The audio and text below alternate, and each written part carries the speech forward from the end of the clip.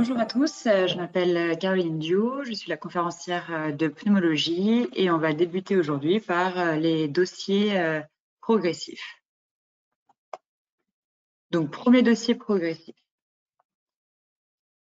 En ce mois de février, vous avez une patiente de 71 ans qui se présente aux urgences. Depuis 3 jours, elle tousse, elle crache jaune, elle a une asthénie et des myalgies.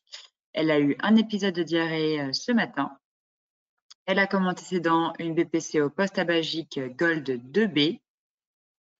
Il y a 6 mois, son scanner thoracique retrouvait un emphysème isolé et sa gazométrie artérielle retrouvait un pH à 7,39, une PaO2 à 85 mm de mercure, une PCO2 à 42, des bicards à 25. Lors de son arrivée aux urgences, elle est normotendue, elle a une fréquence cardiaque à 61, elle a une température à 38,9, elle sature à 89% d'air ambiant. Fréquence respi à 20 par minute. Son auscultation pulmonaire retrouve des crépitants en base gauche, il n'y a pas de sibilant et son abdomen est légèrement sensible.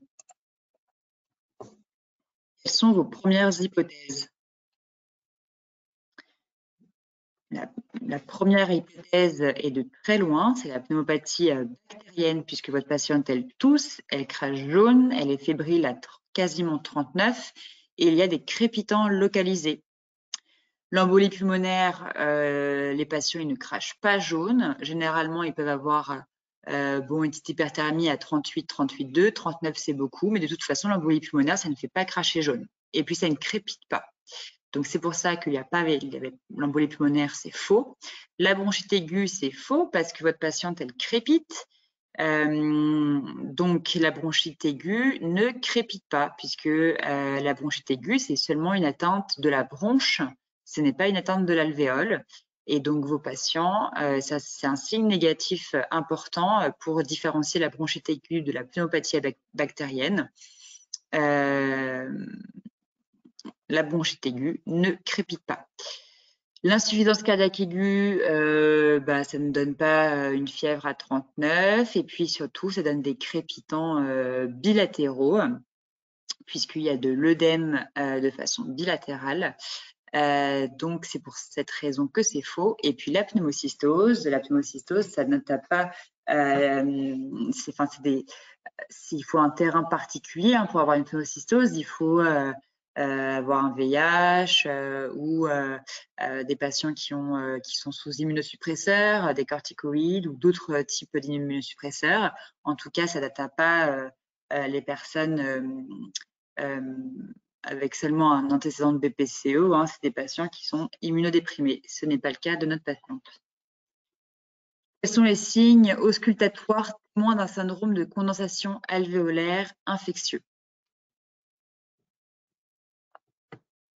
Donc là, les réponses justes et les crépitants localisés et le souffle tubaire. Petit rappel sur le syndrome de condensation alvéolaire infectieux. Qu'est-ce que c'est? Globalement, c'est du pus dans vos alvéoles.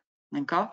Donc, quand l'air arrive en fait au niveau de vos alvéoles remplis de pus, on entend des espèces de crépitants, on entend des crépitants localisés. En fait, c'est des espèces on dit des pas sur la neige.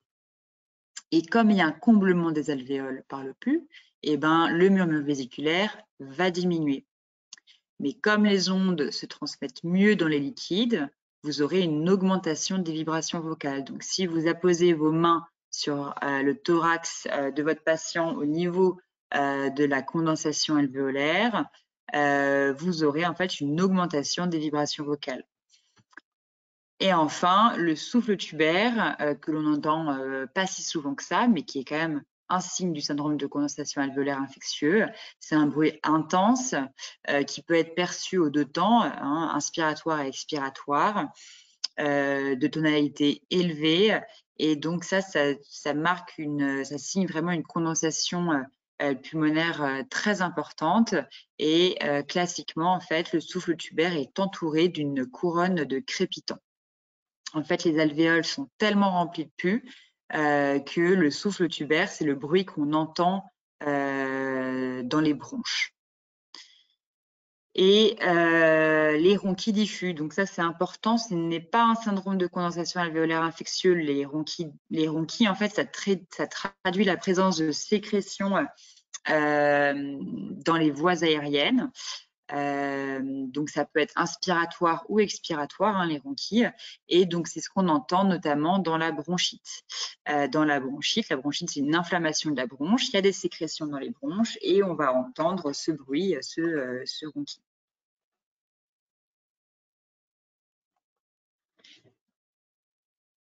Vous lui réalisez une radiographie thoracique que vous pouvez voir et donc il faut l'interpréter.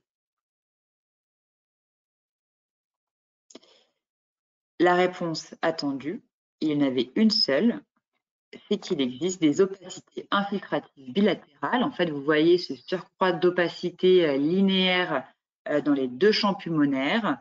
Donc, c'est ce qu'on appelle des opacités infiltratives bilatérales.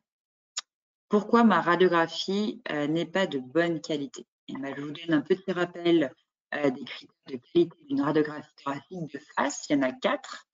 Il faut que votre cliché soit bien de face. Pour savoir s'il est bien de face, vous regardez la distance qui sépare le bord interne des clavicules aux épineuses et il faut qu'il soit égal à gauche comme à droite.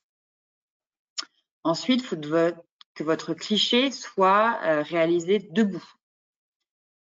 Pour savoir ça, vous regardez au niveau de la poche gastrique. Est-ce que j'ai un niveau hydroaérique au niveau de la poche gastrique? Si oui, c'est qu'il est debout. Sinon, c'est que je ne sais pas. C'est pas parce que j'ai de l'air au niveau de la poche aérique que mon patient il est debout.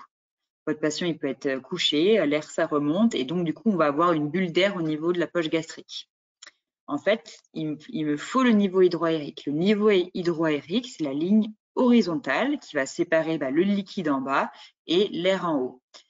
Si j'ai cette ligne horizontale qui dénote le niveau hydroaérique, je sais que mon patient est debout. Troisième critère important, il faut qu'il soit bien inspiré. Pour être bien inspiré, il faut pouvoir compter 6 arcs costaux antérieurs et que vos cul-de-sac costo-diaphragmatiques soient bien visibles. Alors attention, les arcs costaux antérieurs, je vous remets la radio, c'est les arcs costaux qu'on ne voit pas très bien, qui sont entre guillemets derrière. Ce que vous voyez le mieux sur les radiographies thoraciques, c'est les arcs costaux postérieurs. Et donc là, si vous voulez les compter, moi j'en compte 1, 2, 3, 4, 5, 6. Et le 6e, il est en fait coupé par la coupole diaphragmatique. Donc mon cliché n'est pas bien inspiré. Et en plus, vous ne visualisez pas bien le cul-de-sac costo-diaphragmatique gauche. Donc voilà, votre cliché, il est vraiment pas bien inspiré. Enfin, le dernier critère, c'est que votre exposition doit être correcte. Donc pour ça, vous regardez le rachis et les vaisseaux. Là, sur votre radio, c'est plutôt pas mal, mais de toute façon, il y a trop de critères qui ne remplissent pas une belle radiographie thoracique de face. Donc, c'est pour cette raison que la réponse était fausse. Les ébranchements pleuraux, a priori non, même si on ne voit pas le cul-de-sac costo-diaphragmatique gauche. La radiographie thoracique, est-ce qu'elle est debout? Voilà, c'est faux parce que je ne sais pas. En fait, je n'ai pas mon niveau hydroaérique, je n'ai pas ma ligne horizontale au niveau de l'estomac. Vous voyez que j'ai que de l'air. Si je n'ai pas ma ligne horizontale, je ne sais pas si mon cliché, il est fait debout ou pas.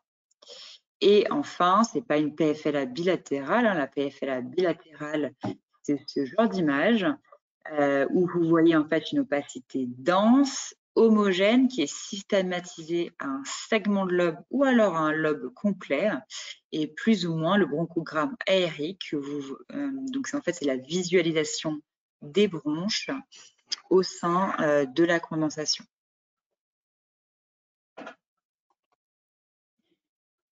Qu'est-ce que vous demandez comme examen complémentaire?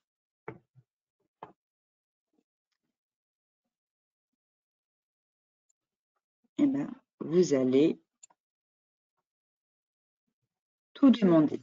Le but, là, devant cette suspicion de pneumopathie infectieuse, c'est de connaître le germe.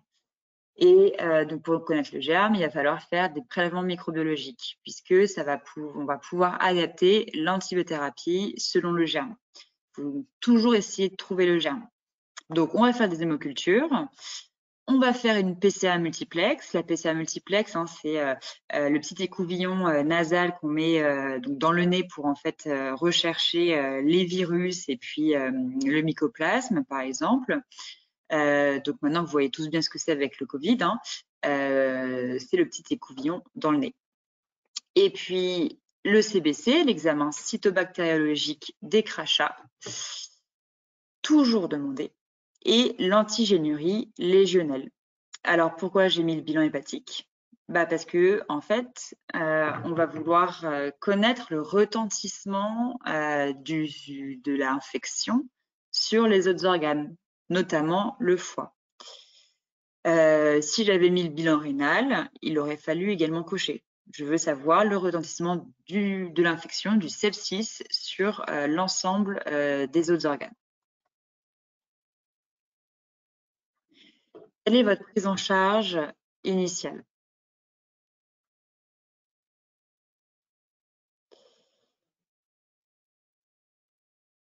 Donc, est-ce que je mets de l'oxygène? Eh bien oui. En fait, il y avait un petit piège. Votre patiente, là, elle sature à 89% pour une saturation habituelle à 96%. Je vous ai dit qu'il y a 6 mois, elle a fait un gaz du sang où elle sature à 96%. Donc là, qu'elle ait une saturation à 89%, c'est pas normal, même si elle est BPCO post-tabagique. Et ça, c'est quelque chose dans votre collège qui est pas très bien précisé, mais tout patient BPCO n'a pas un objectif de saturation de 88-92. Les patients qui ont cet objectif-là, c'est les patients qui ont une hypercapnie chronique, c'est-à-dire qu'ils ont une hypoventilation alvéolaire chronique.